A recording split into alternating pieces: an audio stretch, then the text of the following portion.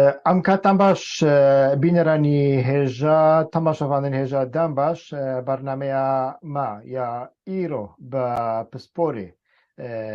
روشالاتان ناوین بگشتی و بتایبتیجی بزاوا باکوری کردستان کاک صدیق حسن شکریه کاک صدیق سلاورز ام کاتل باش سلاورز بۆ تەژەی هەمە دەمێتە باش بن زۆر سپاس. کاک صدیق ئەوڕۆ تودشەی بێگومان بە کورمانجی باخفیج بووی تەماشەوانێمەی باکووری کوردستانی و ڕۆژاوا ئانجی یەن کورمانجی زمان فام بکەن پرسیارەکان بە سۆرانی دەکەم لەسەر بابەتی دەست لە کارکێشانەوەی سلاحەدین دەمیرتاش و ئەو قەیرانانەی دوای هەڵبژاردننی تورکیا لە ناو بزوتنەوەی باکوور هاتنە ئاراوە بۆ ئێمە زۆر زۆر گرنگن و ئەمانە دەمانگەینتە کوێ دەکرێت سەرەتا بپرسم خوێندنەوەی دواخوێندنەوەت لە بۆ هەڵبژاردن دەربارەی بزوتنەوەی سیاسی باکووری کوردستان لە تورکیا چییە؟ ئەو هەڵبژاردنە وەکو داهاتە پێشبینیکردن دەرنەکەت ئەنجامێتوێ. ئەسکارم بێژم کۆشکە ئەردۆغان هەژیە چێژ لە گەڕا یەکەمیە هەڵبژاردنەدا هەژیە لێ نەکەت جارە یەکەمینەژ ینی پارتی ئەردۆغان پشت 2002 وەقاس دەنگی خۆ کەمکردنە لەگەل وێ ئۆپۆزیسیۆنژی نەگەیشتە ئەو هێزێ کو بکاربە بە ئێکجاری دەسەڵاتە ئەردۆغان AKP یا هاوپەیمانیە AKP MHP ku دوێ داویەدا ئەس گەهشتمەوێ ئەنجامین نەوەڕووکەوێ ناوێوێ هاوپەیمانیە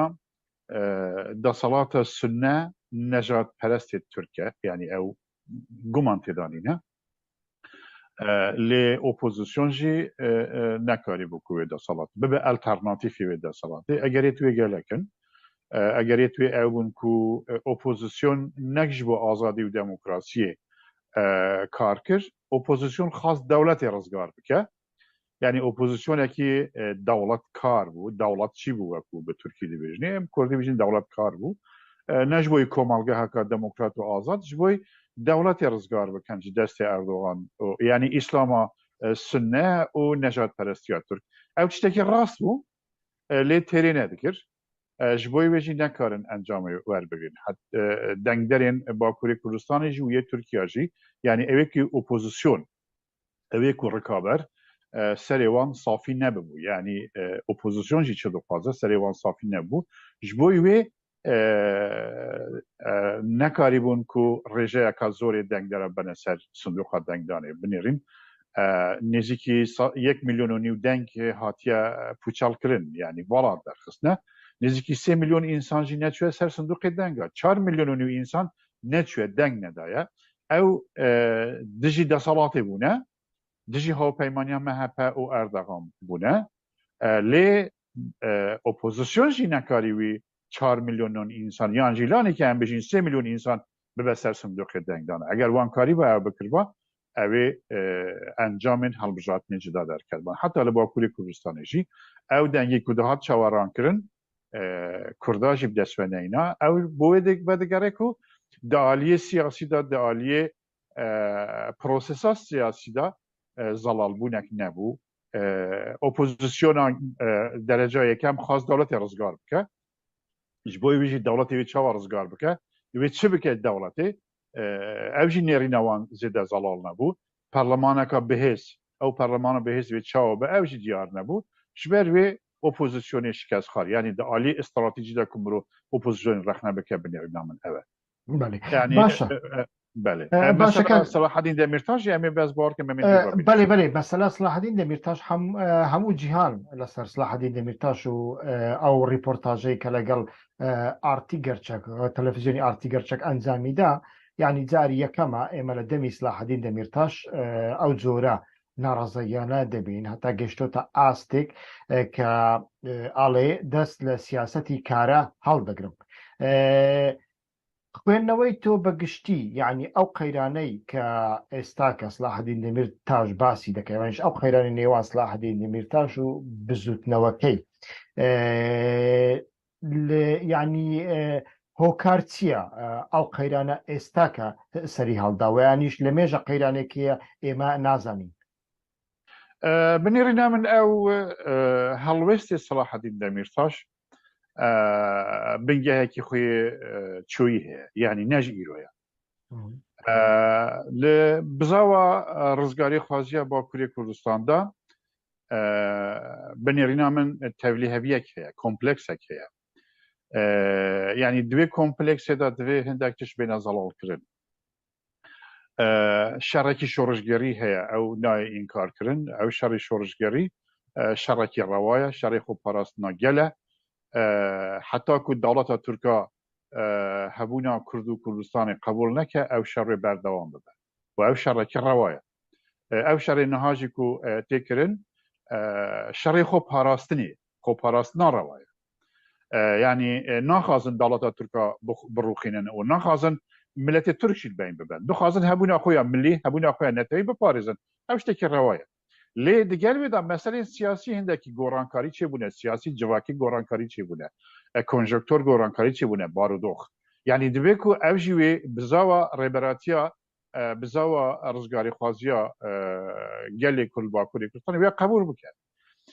ئەو نایە قبولکردن یعنی سەمی وەختێک و بزاوە ڕزگاری خوازی دەست پێکردی سەلاحەدین دەمیرتاش زارۆک بووە ئێنها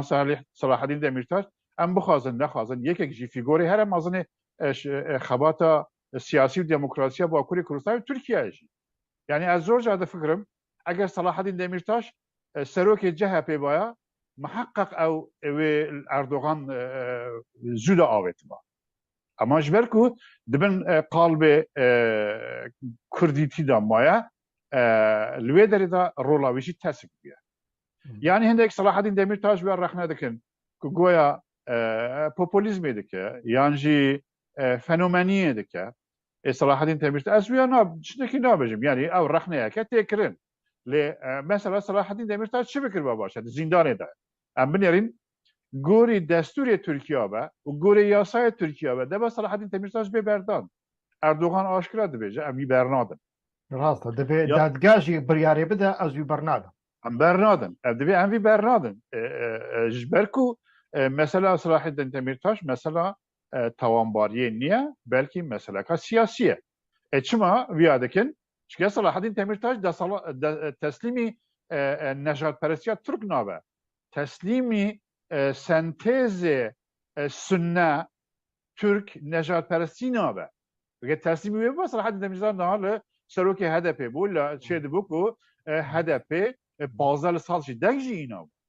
و نزیکی 150 ئەندام پەرلەمانژیە لێکت تەسلیم نەبووە ویا دەکە یعنی ئەو ئەگەریان بنێرن سەلاحەدین دەمیرتاش ڕۆڵێکی خۆگێڕایە ئەس شتێکی نابێژم ڕەخنە شتێکی نابێژن لێ ئەگەر سەلاحەدین دەمیرتاش ئەو نەکرد با چی دەبوو بنێرینا من دەبێت و خەباتە سیاسی ئێ باکووری کوردستانێ حتا ئەو هاوپەیمانیوان بچەپێ تورک ڕۆژیکردنە ئەو شتێکی ڕاستە خەڵەت نینە بەس بۆشاییەک هەیە یعنی ئەو شتێک و بەریان نەها من گۆ دمێشکێ ئۆپۆزیسیۆنە تورکیادا زەڵال بوونێک نییە ئەو دەخوازن دەوڵەتی ڕزگار بکەن نەجڤاکی ڕزگار بکەن ئەردۆغانە دەوڵەتی یا ئەردۆغانە یا دەوڵەتی ئەردۆغان و مەهەپەیە یعنی تو کێ ڕزگار بکی تو دەوڵەتی ڕزگار بکی توی ئەردۆغان و مەهەپێ ڕزگار بکی تو نکاری ڕزگار بکی بۆ وێژکی ئەگەر تو توژی دقالبێواندا بخوینێ وسابە هەمان بزاوە تێکۆشانە دموکراسیە سیاسیە باکووری کوردستانش دەبێت تەسیری دەچوو یعنی ئەس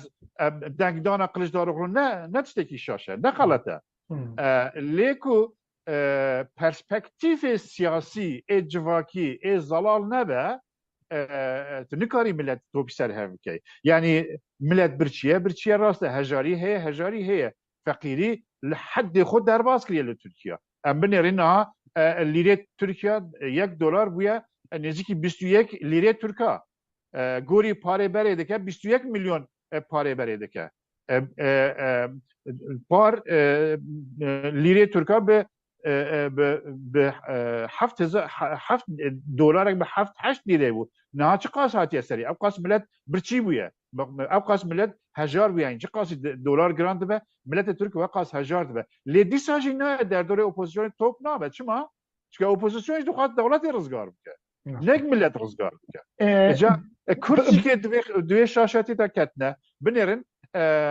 یک دنگ دناو اپوزیسیون دناو چپ ترک و کردستان دا چه بو حتی دناو کردا دا جی که چه بو لی او انجام خونه دار بنیرینا من او کنجکتور او باردوخ سیاسی جواکی کل باکوری کردستان پیکاتیا سیاست مدار اپوزیسیون نکارین ویا بکار بینن او مثلا کرداشی دمیرتاجی او بوشایی دیتیا او بالا بود دیتیا خاصی به بالا بودی پر بکه لی هزاوی تری نکر راست کاک صدیق تو بخوجی دشوپین يعني أجي دمك از بزافا باكوري كردستاني رخ ندكم يعني از بزافي بقاسي كو دباريزم حاضر هر آريكارية بيرابكم لي بقاسي ويجي رخ ندكم يعني كما سينوي عفوناكم بريا چند سالان إتر جاركي دوستك هفالك بمركة بيوندية نيري نيتا جبوي ما پرباشن ام دخوازن نيري نيتا ببن جبوي هفالن هری جور ين بزافي آبيلر من جي گو چه دخوازه از انسانێکی سیویلم گو ام دخوازن توجار ناجار بۆچوونێ خۆ لەسەر بزافێ ژمەرە بشین من هەر جار بۆچوون دشاندن پێشوازی لێ بۆچوونێ دکردن ساڵک بەریەنا من مەکتوبنا یعنی ji بۆی ku پەیوەندێکی منی ڕێخستن نینە ئاز ڕۆژنامەڤانەکەم وەک ئینسانێکی سیڤیل وەک ئینسانێکی نیشتیمان پەروەر من شڕۆڤەیەک جوان ڕاشان دەوێت شڕۆڤێدا من بەحسە دەمیرتاش کرد یعنی من گوت لە ئەوروپای نا دەمیرتاش وەک ئینسانێکی یعنی لە چارچێڤەیە سیاسەتە ئەوروپایی دەمیرتاش وەک ئینسانێکی مەشروع تێدیتن ji بۆی ku هاتی هەڵبژارتن و قراری محکمەی لەسەر نینە تاوانێوی هاتنە ئیسپاتکردن و دە حەبسێدایە و نایە بەردەم هون چما چالاکیان ژویڕا ناکەن چوا چالاکی ji بۆی بەڕێز ئۆجەڵان ڕاچێ دەبن دەوێت جار ناجار ji بۆی شخصێ دەمیرتاژی بکەن مەسەڵەن چۆ ئەم بێژن ئەم لێ دنەرن دیموکراتی تورکان ji بۆی ئۆسمان کاڤالا دەکەن هونژی دەوێت جار ناچالکی تایبەت ji بۆی دەمیرتاش بکەن دە کەسایەتیە دەمیرتاش مرۆڤ دشێ هەمی بزاوێ مەشروع بکە و من گوت یعنی ئەv نێرین نەڕاستن کو دەبێژن دەمیرتاش دەخوازێ جێ بەڕێز ئۆجەلان بکرێت دەورداژی خەلەتی هەنا یعنی دەمیرتاژی تشتێکی وسا ناخوازێ و ئەو ممکن نینە بەڕێز ئۆجەلان سمبۆلەکە دەمیرتاش دوارێ پراکتیکی و سیاسیدا سمبۆلەکە دوو ئەوێوانی جودا هەنە یعنی جێوانی جودا هەنە لێ پشتی وێ ئەو کەسێن و بەردەوام شڕۆڤەژە من دەخواستن و نێریە من باش دەدیتن دەخواستن فایدەژ بۆچوون و ڕەخنێم ببینن دەریە خۆ لەسەر من قەپاتکردن ئەس نها دەخوازم بپرسم گەلۆ یعنی بەڕاستیژی ئەو بۆچوون ڕاستە و دەمیرتاش دەخوازە جێ بەڕێز ئۆجەلان بگرێ هەگەر کە وسایە چما یێدنێ بۆچوونێن بەڕێز ئۆجەلان ناینن دەوارێ پراکتیکیدا بەجێ ناینن یعنی تشتێ بەڕێز ئۆژەلان دەبێژێ دوو تشتن یەک دە هەموو تورکیایدا سیاسەتێ بکەن دوو دیموکراسیەوە دەوێت دیموکراسیەکی گەلەری بێ دە هەردوو وارانجیدا ئەم دەبینن دە ڕیپۆرتاژە دەمیرتاژدا ڕاخنە دەوی واریداانە لۆ ماژی دەبێژە ئەس دەست ji kar vedekşînim ji bo demekî tu ser wê çi dibêjî kak Sidîq دەمیرتاش لێ گوتنا خۆدا باسی گروپێکی دکێتت ناو هەدەپێدا ئەو گروپە ئەس باوەڕ دەکەم مارژینالە ئەو مارژینالانە لە دبە کولچیاژی هەبن دبە کول ئەوروپاژی هەبن دەبێن ئەم ناوەندن یعنی بە تورکی دەبێژنێ بەن مەرکەزچیلک بەن مەرکەز هەر تشت دەبێت من بێ بپرسین شتێکی ئەس نەبێژم شاشە نا ئەساس ئەو شاشن دەمێکێدا بەلکێ ئەو ناوەند بوون لێ نەها ناوەند بەڵاو دبە یعنی دەبێ ئەویە ببینن دەمیرتاش ناخوازە جێ بەڕێز ئۆجەڵان بگرێت ئەو شتێکی شاشە ئەو بۆچوونێکی سۆبجەکتیفە یعنی خزمەتە بەلێ دۆگماتیکە سۆبجەکتیفە حتا ئەسکارم بژیم سۆبجەکتیفە یعنی هەندێک دخوازن کوێ ئۆجەڵان ji خۆ را بکەنە هێز دبن بن ئەم نوێنەرێ ئۆجەڵانن دەروێ me kes نوێنەرێ ئۆجەڵانینە ئەو بۆچوونێکی نەڕاستە لەگەڵ سۆ تەکلیف ئەوێن کو سادەبێژن ئامادەن فکرێن ئۆجەلان دە پراکتیکەدا بەجێبینن yani dikar çedibe bikarin cebcibinin çedibe zruf evan nebeji bardo xwan nebe cebcibin lê ez dixwazim vê bêjim yani proje HDP proje Berez Öcalan'ı ڕاست HDP wekî partî berê nîne tinê li ser esasê kurdatiyê nîne binêre di nav HDP da LGBT heye İslamî hene muhafazakar hene komünîst hene liberal hene Kürt hene Ermeni hene Türk hene yani çi tiştê tu bêjî li Türkiye civaka Türkiye heye di nav HDP'de heye ew proje Öcalan'ı Öcalan proje bi Türkiye bûn daye HDP nek bi Türk bûn yan bi İslamî bûn yan bi komünîst bûn demokrasî bûn azadî bûn daye HDP o Demirtaşî dixwaze nûê neratiya wê bike esas binêrîna min yekî dixwaze ku hêla Berez Öcalan di siyaseta demokrasiya Türkiye'de cebcê be Demirtaş e o Demirtaş di wê derê da ez bawer dikim hindek heta dilnizmiyê jî nîşan dide yani mutewazîbûnê jî nîşan dide yani ew destkêşana wê ew e hêza xwe jî werdigre yani hêza xwe ji xebata xwe ji mücadele xebata xwe werdigre yani Demirtaş wekî me got teslîm nebûye Berez Öcalan jî teslîm nebûye ew jî teslîmî dewleta AKP MHP nebûye dewleta ku ez binêrîna min dewleta Sunne İslam jî niye Sunne nejat perestê Türk e dewleta wê ye sentêzê wê ye yani Hizbullah têda ye MHP têda ye AKP İxwanî têda ne ew ê sentêzek e yani sentêzê wê Sunne Türk nejat perest e yani Öcalan teslîmî wê sentêzê nebûye Demirtaş jî teslîmî wê nebûye yani ez wê derê mesela Demirtaş naxwazim illa bikeme meseleke bes ew ê ku bixwazin wî rengî wê meselê bi kesî bikin di kesê Demirtaş da ew şaşin ew nêzîkbûnekî nerast e mesela em wî tabloyî serojêr bikin bi rengî serojêr bikin em temaşa bikin yani Demirtaş bêje ez kesekî girtî me di zindanê da me ez ê xwe bêdeng bikim ez ne tweetekê didim ne lêdwanekê didim û ne axiftinekê dikim evê çaxê çi dibû Demirtaş wekî me got bûye fîgurek bi milyonan insan bi tweetê Demirtaş diçin ser zindanê yani Demirtaş tweetekê dawêje 5 saeta 2 milyon insan dibîne yani ew şekî neşaşe nexelete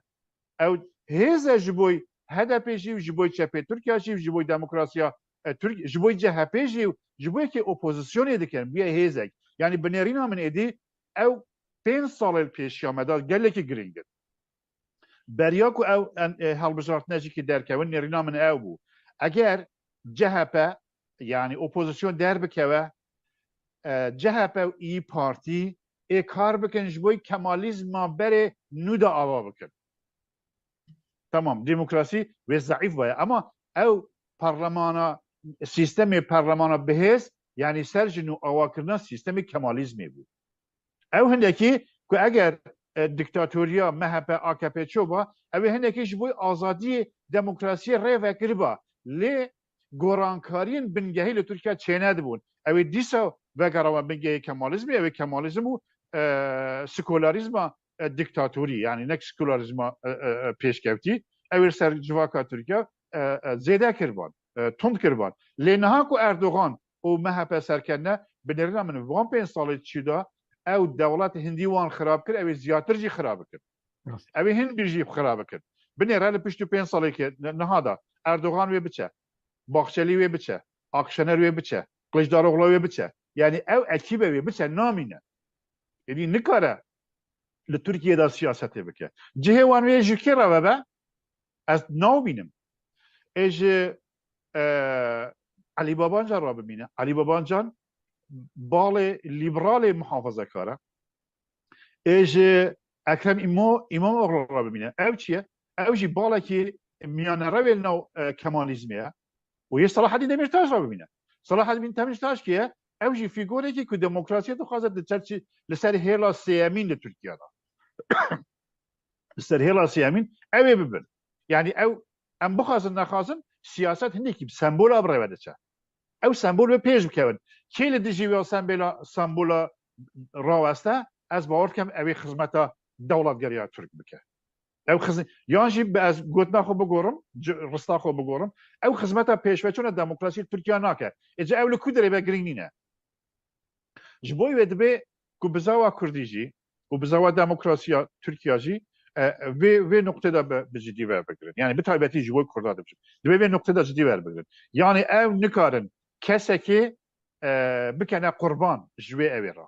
ji wê şikestê re kes nikare kesekê bike qurban دەمیرتاش لە ریپۆرتاژەکەیدا ڕەخنە لە شێوازی دیموکراسی دەکە و زۆر کەس پێیان وایە ئەوە ڕەخنە لە سیستەمی هەدەفە دەکە هەندێکیشان دەڵێن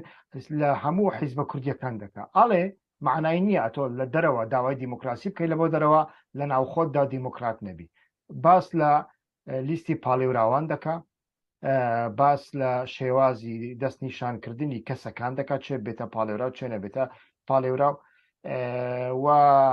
هەندێک چاودێری سیاسی پێیان وایە ئەو لیستانەی کە لە ناو خەڵک ینی ئەو لیستانە لە ناو ئۆرگانەکانی هەدەپەدا قسەیان لەسەر دەکرێت هەندێک کەس دەیانبەنە شوێنێکی دیکە دەبیش لە شوێنێکی دیکە هەندێک برا گەورە ئۆکەی لەسەر بکەن ئیمزای لەسەر بکەن ئینجا ئەوە دەبێت ئایا لەو بارەیە پێت وایە سلاحەدین دەمیرتاش قسەکانی ڕەوان وانش ڕەخنەکانی ڕاستن براسیل وەکو داتا لەسەر وێ زانیاریە من نینن یعنی هەدەپێ بچ شێوازەکێ کاندیدێت خۆ دیارکردنە لێ تێ خویانی کردن ئەو کاندیدێت هەدەپێ نەکاری نەملەت ببنە سەر سندوقی دەنگدانێ yani dibiyê em binêrin yani hedepe di tewavê rapirsiya da li beriya hilbijartinê ziyatır 10 li satê dengê wî hebû niha dengê hedefê ketiye 8 li satê yani 2 li sat ji bo hedefê dengekî gelekî mezin e yani kandîdê ku neçûye cemawer bibete ser sundûqê diyareke ew kandîde ji tarafê cemawer re nehatiye diyarkirin nehatiye xwastin jor da hatiye diyarkirin yani ew demokrasiya jor da kutî de diyarkirin demokrasiyekî faşil e ne tendurist e yani deviya ku HDP çi bikiriba deviya ku HDP kandîdêt xwe ne li ser fermanên ew kes û wa kesa kandîdêt xwe li ser esasê razîbûna cemawerê HDP bigûre hatbana diyarkirin yani pêş helbijartinê ji aliyê rêxistinên HDP ve ew kandîdane hatbane helbijartin gelo cemawerê wan wa kandîda qebûl dike yan qebûl nake eger kandîdekî te cemawer qebûl neke etib zorî wî ser miletî bide ferz kirin ew ê milîtanê te ew ê dengê xwe bidê lê ew ê ne milîtanê te ye deng nade binêre HDP 6 milyon deng bidestîne HDP 6 milyon milîtan niye HDP bila 500,000 endam hebe babêjin milyonek hebe ama 5 milyon insan ne endamî wî ye eger tu kandîdekî tendurist direyekî demokrasiya tendurist da sağlam da tu wî kandîdî diyar neke wê demokrasiyê bi rêve nebey tu nikarî ew 6 milyonê dike ku tinê dilxwazê te ye tu nikarî bê ser sinduqa tu kadrê xwe endamê xwe milîtanê xwe dê bê ser sinduqa lê tu nikarî dilxwazê xwe bê ser sinduqa tu nikarî wî razî bikey ji bo wê demokrasî li serê bo xwarê nabe dibê li xwarê bo serê be ez tiştê ku dibînim di çêkirina lîsta kandîdêt HDP da ku rexne li ser heye gelek çavdêr wîya rexne dikin û boçûna kek Selaheddîn Demirtaşî wê evê daye ku dibê pêşveq dibê wan hatbane hilbijartin ez wisa dibînim ku ew demokrasî li serê re bo xwarê dite ew demokrasiya li serê bo xwarê tê demokrasiyekî naqis e kem e kêmasî ye ama ew demokrasiya ku li xwarê di nav cemawer de bo serê diçe demokrasiya rastaqîne ew e eger ew demokrasî dengê xwe jî kin be lê bitewe yani muhkem e qaîm e lê ew ê ku tu jor da çê dikî tu nikarî bêje wê heta kî derê bimeşe ji bo wê ew yek ji wa netîce ne encamin ku di wê hilbijartinê da li aliyê HDP da bi taybetî li aliyê HDP da hatiye diyar kirin دەرئەنجام چی دەبێ کاک سەدیق دەمیرتاش بە تەواوەتی بێدەنگ دەکرێت خۆی بێدەنگ دەکا حیزب دروست دەکا جیا دەبێتەوە بەڕای جەنابەت ئەو هەڵمەتەی چونکە دەمیرتاش ئێستا بمانەوێت نەمانەوێت تۆپێک بۆمبایەکی گەورەی پڕێ داوەتە ناو ساحەی بزوتنەوەی کوردی بزوتنەوەی لێگال و بزوتنەوەی شاخیش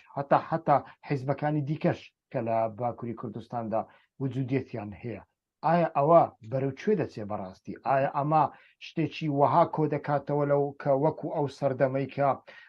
کۆمەڵێک کادری پەکەکە دوایی دەستگیرکردنی بەڕێز ئۆزەلان لە پەکە جیابوونەوە ئایا شتێکی وا لەناو بزوتنەوەی لەگال دروستەکە و دەبێتە دوو پارچە و دوو حیزب دروست دەبێ ویانی سلاحەدین دەمیرتاش ئامانجێکی دیکەی هەیە و دەیەوێ ئەو بزوتنەوەیە کۆبکاتەوە سەریەک ئایا بزوتنەوە لەو ئاستەدایە لەو حاڵەتەدا جوێ سلاحەدین دەمیرتاش بگرێت ئەس خازم شتێکی ببیر بینم ئەو ساڵ بوو یان پار خلاصیە ساڵە چۆی بوو ئەردوغان تشتێک گوت ئەوێ ئیمرالیێ لە ئەوێ ئەدرنی جەزا بکە جەزایەکی مازم بدێ یعنی ئۆجاران بله ئۆجالان لە دژی دەمیرتاشە ئەردوغان خاصفیە بکە لێ ئەردوغان وێدا شاشە یعنی ئەوێ کوێژی کە بە ئەساسەکن ئەوژی شاشن دەمیرتاش یانجی هێلا سێمین هەیە لە تورکیادا هێلا سێمین هێلا ئۆجالانە پرادیگما ئۆجالانە نا هەدەفەت نوێنەراتیاوێ دکە چەپێ تورکاژی و شۆڕژگەری تورکاژی ئەو هێل قبول کردنە ئەوژی چییە ئەوژی دیموکراتیکردنە کۆمارە تورکیایە یعنی دخوازن کە کۆمارە تورکیا بێ دموکراسیکردن و چارەژی نینە ڕێیا هەرە ئەساسیشی ji بۆی ڕزگاریە کورداژی و ji بۆی تورکاژی و ji بۆی ملەتێ دنجێکی و حتا ji بۆی باوەڕیان جوجا جوداژی لە تورکیادا دموکراسیکردنا کۆمارە تورکیایە ئەو هێلێکی ڕاستە و دروستە پرادیگما ئۆژەلان بە نقطەدا گەلێکی ڕاستە و دەمیرتاش ئەس باوەڕ ناکەم دەمیرتاش لە هێلا سێمین جودا ببە جودا نابە چکە ئەو بخۆژی بە تەواوی بێ هێلێوە گرێداییە خەڵکی لەگەڵدایە خەڵکی لەگەڵ ئەو حەملە و گلەی و گازندانەی دەمیرتاشدایە یان نا ئەس باوەڕ دەکەم ینی نەها ئەگەران بنێرن ئەو ڕێپۆرتاژە دەمیرتاشکو و وە قاسی لە دنیاە و دناو ڕایە گشتیدا دەنگدایە و دناو کوردەداش دەنگدایە دیارەکێ ملەت گوهل دەمیرتاش ڕادگرە ملەت گوهلێ ڕێیا سێمین ڕادگرە یعنی ئانەها ژبەرکو بەڕێز ئۆجەڵان چەند ساڵە هیچ شتێکی وین دەرنەکێتە دەبن گوشار و گۆشەبەندیا دەوڵەتە تورکیادایە کەس نکارە بناوێ بڕێز ئۆجەڵان لێدوانێکی بدە بێژە دەمیرتاش لەسەر هێلا ئۆجەڵان نینە ئەگەر بڕێز ئۆجەڵان دەرکەوە گوتنێکی وسا بکە هەنگی ئەم هەر کەس سەرژن و وێ مەسەلەی سەرژن و شڕۆڤە بکەن هەڵسەنگان نێبۆ بکەن لێ شتێکی وسا ئەس نابینم ئەس لێدۆنا دەمیرتاشی ئاشکرایە دەمیرتاش نە حزبێکی نوچێ دکە و نە هەدەپێ پارچە دکە و تشتێکی وساش ناکە کوتێکەوە خزمەتە دەوڵەتە سونەگەراییان نەژاد پەرستی تورک ئەس باوەڕ ناکەم بیا بکە لێ دەمیرتاش دبینە و هەندێک ئینسان هەندێک کەس دناو بزاوە ڕزگاری خوازی و بزاوە سیاسیە دموکراسیە باکووری کوردستاندا هەندێک کەس لەوی ناڕەحەتن لە بۆچۆنی وی بۆ ناڕەحەتن بۆ یا ئەو هەندێکی وە دەگەڕێ من گۆ پێشیە من ئەو شڕۆڤە کرد هەندێک کەس دەبێت ئەم دەبێت هەر تشت نەبێ پرسین یان لێگەڕێن ئەوژی مازم بوونە نەزارۆکن یانی دەمیرتاشی مازم بووە سیاسەتی فێم دکە ئیدۆلۆژی فێم دکە دموکراسی دزانە فاشیزم چیە دزانە دیکتاتۆری چیە دزانە تاریخی دزانە جوگرافیا کوردستان لێگەڕێ بە هەندێکی ئەوژی فکرە با ئازاد فکرە خۆ بێژن یعنی ئیلا تو مرکز نابی کەکو ئیلا تو ببی مرکز وێ تشت مارژینال ببێ ئەس بیا وەکو هۆشداری وەکو ئویاری تورکی بێژنی ئویاری هۆشداری دەبێژم ئەگەر ئەو تێگەهشتن بەردەوام بە ئێ مارژینال بە هەدەپە وێ مارژینال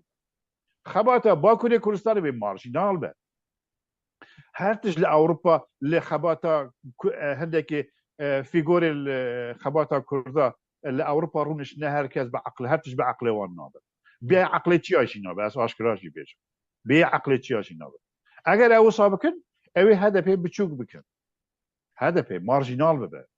نک هدفه مارجینال ببه هیلا سیم یه مارجینال ببه هیلا سیم هیلا برز اوجالان لترکیه دا و لباکوری کردستان دا هیلا دموکراسی کرنا جواکیه هیلا دموکراسی کرنا دولتیه دبی اویه تیبگه اگر او کسی که وکی دمیرتاش نکاره باخوه evet ew li gel hêla sêyem danîne ew li gel ew nikarin xizmeta paradigma Brez Ocalan ê marjinal bikin lê gerin ew jî mezin bûne siyasetê dizanin siyasetê fêm dikin eger millet eger Demirtaş girêdayîna wî ji daxwaziya milletê Kurd ra nebe millet guh nade gelek derketin gotin em ji Ocalan jî mezintirin di nav xebata rizgariya Bakurê Kurdistanê em jî nizanim kê jî mastirin çend kes li ger wan çûn deh kesê wan nînin eger Demirtaş jî ki li dervey berjewendî û hereketa rizgariya gelê Kurdistanê û xebata siyasiya Bakurê Kurdistanê balê gerin ew bi xwe tasfiye bibe yani ev vêja şaşîtiyê dikin yani divê ez dubare dikim gotina xwe bibûre ez dirêj dikim êdî her tişt ji min bêpirsîn nema ew demokrasî nîne ew merhela noke ew qonaxa noke xebata siyasiya Bakurê Kurdistanê û Tirkiyeyê û rojhata navrastî de derbas rojhata navîn tê de derbas be nek her tişt dêl min bêpirsîn nexêr gelek merkez vê çê bibin gelek navendê çê bibin divê ku ew wan navenda qebûl bikin ez vê kurtasî dibêjim ڕاستە بەڕێز دەمێرتاشی لە ڕیپۆرتاژەکەی خۆیدا باس لەوە دەکتا ئەڵێ ئەو کەم و کورتیانەی هەنا کەم و کورتی تەکنیکی و بەسیت نین ئەوە لادانی ئیدۆلۆژیە لادانە لە دیموکراسیەتی گەلێری یعنی خەڵک بەخۆی بڕیار بدا لادانەلەوە لە جیاتی ئەوە گروپێک لەسەر بنەمای ئەحباب چاوەشی و برایەتی و گروپچێتی بڕیار ئەدەن یعنی ئەمە بەڕاستی تاوانێکی زۆر زۆر گەورەیە و کە ئەوە لە هەر کادرێکی سیاسی هەر حیزبێک تەنانەت یەکێتی نیشتیمانی کوردستان و پارتی دموکراتی کوردستانیش ئەگەر لە پلاتفۆرمی خۆیان دەڕەخنەیە چویان لێ بکرێ دەبێت قاچەکانی بلەرزێ بەڕاستی بەڵام کاک سەدیق بەرنامەکەم ئاگدارم دەکاتەوە کە بەتەنیا 3 دەقەونی و ماوە دەمەوێت دوا وتەی جەنابەت ببیسم لەسەر ئایندەدا چونکە بەڕاستی تەماشا دەکەین حکوومەت کابینەکەی ئەردۆغان ئەوڕۆ تەواو بوو هاکان فیدانی تێدایە کە مەترسی دارترین پیاوی ئەو حکوومەتی وەز لە وەزارەتی دەرەوە و کووردە تەماشا دەکەن لە لایەکگە هوداپار حیزب الله هەیە کە دەستی بە خوێنی هەزاران گەنجی کورد نەک لایەنگری پەکەکە بەڵکو لایەنگری مسلمانیش مەلای کوشتووە یعنی حیزبێکە مەلای کوشتووە لە بەرەوەی کلیلی مزگەوتی پێنەداوە مزگەوت وەکو بارەگای حیزبی بەکاربێنی لەو حاڵەتەدا لە کابینەیەکی وای مەترسیداردا و تەما پەیوەندیەکانی پارتی دیموکراتی کوردستان و پەکەکەش دەبینین لە چ حاڵێکدایە پەیوەندیەکانی پارتی دیموکراتی کوردستان و ڕۆژ ئاواش دەبین لە چ حاڵێکدایە ڕۆژ بە ڕۆژ تەماشا دەکەین نێچیروان بارزانانی لە دەقە و لە فرسەت دەگەڕێ بۆ ئەوەی پەیامێک بنێری و پیرۆز با یەک بکاو هەموو زۆری حیزبەکانی باشووری کوردستان بەڕاستی بە شێوەیەکی بێ ئەدەبانە کەوتونەتە ناو ئەو پۆپیلیزمە ئەو گەمە چڵکنە و ترسناکە لە ئایندەدا چاوەڕێی چی ئەەکەی ئەبێت چی بکری ئەکرێ بە دوو دەقا بۆ چونی خۆت پێ بڵێ بەێ زۆر باشە هەبوونا حزب الله و مەهەپە و ئاکەپە پێکوە نیشانە ڕاگەهاندنە شەڕە ez vêya aşkira dibêjim wekû hoşdarî jî dibêjim Hizbullah ji bo wê yanî Hudapar ji bo wê çûye nav dewletê da ku dewlet piştîwaniya berê Hizbullah çêkiriye nehat dixwazin Hizbullahê bijînin û dixwazin ku xane şane nivîsiyet Hizbullahê niha jî li Tirkiyeyê hene beriya çendekî Erdogan yek ji serkirdên Hizbullah ku bi فاعلی مجهول هاتبوو تاوان بارکردن حتی سزا وەرگرتبوو بەردان ئەوانە نیشانەوەیە و خۆش بۆی شەڕ حاضر دەکەن شەڕێکی تند نەتەنێ ئیلا ئۆپەراسیۆنی سەربازی بەلکی شەڕێ ناو شاراژی بەلکی فاعل دەست بە فاعلی مەجهول جی بکەن یعنی بکرێن نەدیار جی بکەن ji bo wê dibe ke Kurd wê nokteda şiyar be û aliyê dike ê bixwazin ser Kurda parçebûnê çê bikin lê ew merhele ne merhela parçebûnê ye بس باور بکن دولت اردوغان نکاره مسئله جواکا ترکیه و دولت ترکیه رزگار بکه حتی دچه برای خرابی ببه سردم اینها سردم دموکراسی و وکرنیه دوی کو کرد او آشتبونه کی مازن به تایبتی هدفه آشتبونه کی مازن ناخو چه بکه او فکرت تسک او گروپ بندیا کو از همه تشتم کس چنیه دبی او به محکوم کرن او آنلایش او تیگشتم به محکوم کرن دبی هدفه نک کردی ما باکو بشوی گشتی بکاربن لگه تواوی هزین اپوزیسیون ترکیه اتفاقه که چه بکن yani nezik bune ki çiye bikin. Lanikem lek de geçne ki çiye bikin. Ev serdeme lek tirazani niye, lek dürketni niye. Çıdı nav HDP'da, çılı devre HDP, o çıdı nav opozisyona Türkiye'de. Jiboy ve rola CHP, rola İyi Parti, rola Deva Parti, rola Parti ayında, rola Parti'nin çep, o rola Parti'ye krekarın Türkiye noka hendekes hücumi ser Parti krekarın Türkiye'de çımancıda çoya gösteçar kursi HDP kem inanه ev jî şaşe dibe wana hemû bi ew anlayış ew têgeştin bê rakirin li ser esasê yêkêtiya yêkrêziya opozisyonê kê dikare bi çi qasî li gel kê birêve bisin ew bê bikarînan eger li ser binemayekî tesek ew bê berdewam kirin bi rastî dema pêş de em Bakurê Kurdistanê têkoşîna Bakurê Kurdistanê heta demokrasiya Tirkiye ev bikeve qeyranekî mezin da bikeve bonalımekî mezin da ji bo wê ew tiştî ku heta nihatîne nîqaş kirin zor biçûk in yani partî kirêkaranê Tirkiye li gel HDP sê kursî zîda înan kim înan ew ne probleme lê eger kêşe di navbeyna